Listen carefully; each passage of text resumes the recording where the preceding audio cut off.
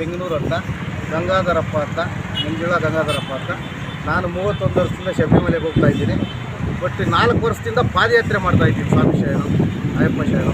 780 kilometre ಆಗುತ್ತೆ ಇಲ್ಲಿಂದ. ನಾನು ಪಾದಯಾತ್ರೆ ಮಾಡ್ತಾಯಿದ್ದೀನಿ ಸ್ವಾಮಿ ಶರಣ. ಒಂದು 15-16 ದಿನದಲ್ಲಿ ನಾವು ಟಚ್ ಆಗ್ತೀವಿ ಶಬರಿಮಲೆ.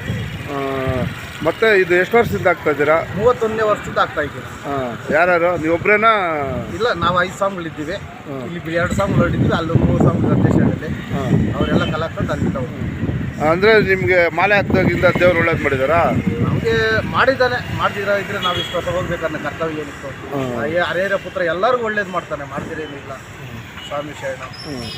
ಮತ್ತು ಅಲ್ಲಿಂದ ಭಕ್ತಾದಿಗಳಿಗೆ ಏನಾದ್ರು ತೊಗೊಂಬರ್ತೀರಾ? ಏನಾದರೂ ಪ್ರಸಾದ ತಗೊಂಬರ್ತೀವಿ ನಾವು. ಭಿಕ್ಷುಕ ಅದಕ್ಕೆ ಸ್ವಾಮಿಗಳು ಹೋಗೋವಾಗ ದಾರಿಯಲ್ಲಿ ಅಂದನ ಸಹಾಯ ಮಾಡ್ತಾರೆ ಪ್ರತಿಯೊಬ್ಬರು.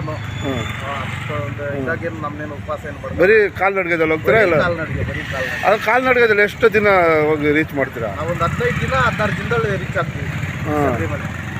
ಅಲ್ಲಿ ಡೇಟ್ ಇದೆಯಾ ಇಂಥ ದಿನಕ್ಕೆ ಹೋಗ್ಬೇಕು ಅಂದ್ಬಿಟ್ಟು? 1ನೇ ತಾರೀಕು ಡೇಟ್ ಹಾಕ್ಸ್ಕೊಂಡಿದ್ದೀವಿ, ಜನವರಿದು. ಅಷ್ಟೊತ್ತಿಗೆ ಹೋಗ್ಬಿಡ್ತೀರಾ? ಹೋಗೋಣ ಅಂತ ಅಯ್ಯಪ್ಪನ ಪ್ರಯತ್ನ ಮಾಡಬೇಕು.